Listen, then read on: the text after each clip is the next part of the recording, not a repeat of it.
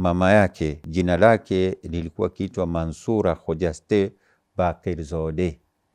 Yeye alikuwa pia ni mwanamke mtukufu, ni msomi, mwenye kufahamu mambo, anapenda kusoma sana, anapenda kusoma hususan masomo, kusoma vitabu vya historia. Alikuwa anajua historia vile na akipenda sana kusoma, na pia mambo ya literature, vitabu vya adabiyat, yani literature.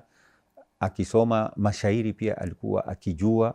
Sasa mama yake alikuwa akijua sana, na hii iliwaathiri pia watoto.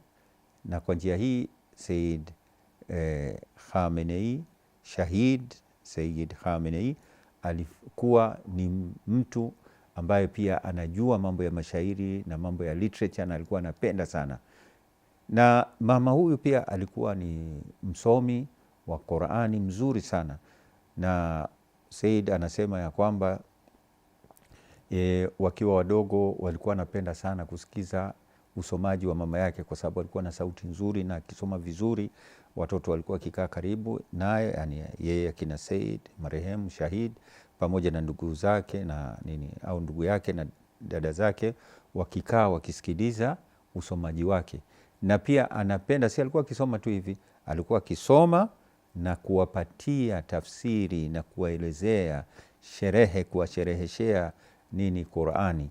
Na alikuwa akipenda sana, kuna nukta zile akitaja na zielezea, na akiwafundisha historia ya mitume kwenye Qur'ani vile ilivyoelezewa. Anasema hata amejifundisha historia ya Nabii Musa kwa mfano na mitume wengine pia kutoka kwa mama yake, akiwaelezea kisa chote kulingana na Qur'ani, akiwashereheshea, si kusoma tu usomaji wa qiraa ya Qur'ani, bali la alikuwa yeye anawasomea na kuwafafanua. Kwa hivyo mwanamke alikuwa ni msomi. Kando ya hapo, alikuwa yeye anapenda mambo ya siasa.